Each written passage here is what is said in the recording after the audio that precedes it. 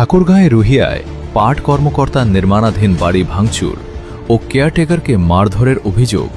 ঠাকুরগাঁয়ে রুহিয়া থানা সংলগ্ন প্রগতিপাড়া এলাকায় অবিনাশ চন্দ্র রায় নামে এক পাট কর্মকর্তার নির্মাণাধীন বাড়িতে হামলা, ভাঙচুর অভিযোগ উঠেছে।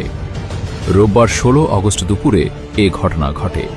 ভুক্তভোগী পরিবার ও স্থানীয় সূত্রে জানা গেছে, কয়েক বছর আগে প্রগতিপাড়া এলাকায় ৭% জমি কেনেন পাট কর্মকর্তা অবিনাশ চন্দ্র রায়। ইরানি রায়, আমি রামনাথ থেকে বলতেছি। আর আমার জমি ২০২৩ সালের জানুয়ারি মাসে কিনছি। ঠাকুরগাঁয় থাকে আমার মালিকের নাম হলো জিকো। আমি ৭ শতক জমি কিনছি। কেনার পর জমিতে মাটি ভরাই, ২ বছর আবাদও করি। তারপর ৫ই আগস্টের পর থেকে জমির উপরে আমার বিভিন্ন রকম হামলা হচ্ছে। বিএনপি নেতাকর্মী, এখানকার স্থানীয়, ওদের পারিবারিক পরিবারের দ্বন্দ্ব ছিল যাদের সাথে, ওদের শত্রু, আমাদের তো না। ওদের কার শত্রু? আমার মালিকের, জিকোদের। কারা শত্রু? চাস্তো ভাইয়েরা, নাম বলুন। আরিফ, আতিক। কাজ শুরু করি, আমার ঘর বাড়ি আজকে দুপুর 12টার দিকে আসে, ১০-১২ জন আসে, সব ভাঙচুর করে দিয়ে চলে যায়। এর আগেও আমি করছিলাম, এর আগেও রাতের বেলা আসে ভাঙে ফেলে দিয়ে চলে গেছে। তাদের সঙ্গে কথা বলুন। আমরা কথা বলার অনেক চেষ্টা করছি। ওনারা বলতেছে আপনারা মালিকের কাছে যান। আমরা মালিকের কাছে গেছি, মালিক এই বিষয়ে কোনো সুরাহা করার কোনো পদক্ষেপ নেয়নি। কি সুরাহা? ওনারা বলছে আমরা জমি বিক্রি করে দিছি, এখন জমিটা আপনাদের, আপনারা মালিক, এখন আপনারা কিভাবে দখল করবেন সেটা আপনাদের ব্যাপার। এর আগেও ভাবছিল, পুলিশে বলছি, থানায় বলছি, অনেকবার অভিযোগ দিচ্ছি। এর আগে মামলা ছিল, আমরাই রায় পেয়েছি। আরিফ, আতিক এরাই পেয়েছি।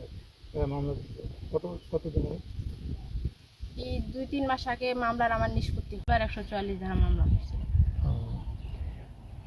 পুলিশ কি বলছে? পুলিশ বলছে আপনার মাটি, আপনি যান, আপনি বাড়ি ঘর তুলেন, আমরা কি করতে পারি। মারধর করছে আমাদের। আমার দেখাশোনার যে লোকজন ছিল তাদের উপর মারধর করে, মিস্ত্রিগুলাকে পিটাইয়ে নিয়ে বেড়ায়। গেছি, অভিযোগ নিচ্ছি থানায়, এবং 999 ফোনও করছি আমি। পুলিশ আসছিল? কেউ আসেনি, আমি গেছি, ওনারা বলছে অভিযোগ দিয়ে চলে যান।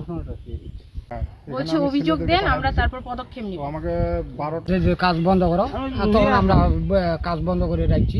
হ্যাঁ, ওরা আসে না, তখন এই ভাঙচুর করে বাস চলে যায়। কতগুলো লোক ছিল? অন্য কিছু নিয়ে যায়। কতগুলো লোক ছিল? ৫-৭ জন। আমি ডাবলু কুমার সেন, আমার বাসা সেনপাড়া। তো আমি এখানে কাজ গতকালকে শুরু করছি। হ্যাঁ, 3 দিন হলো কাজ শুরু করার, 3 দিন হলো। তো গতকাল বা পরশু দিনে কোনো সমস্যা ছিল না। আজকে কিন্তু আমি আসতে পারিনি সাইডে।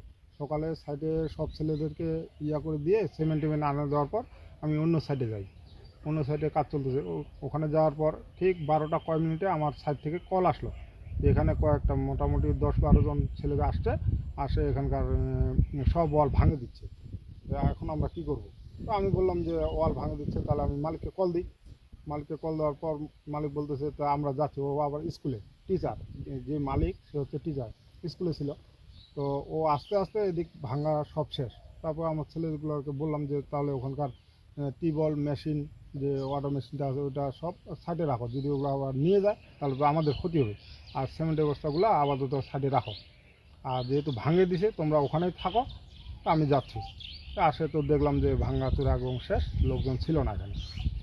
এই আর কি বলছে কি তোমরা এখান থেকে সরে যাও, নাহলে তোরাও মার খাবি, এটা বলছে। তো ওরা সরে গেছে। ওরা যেহেতু কাজের লোক, তারা তো মার খাওয়ার জন্য থাকবে না।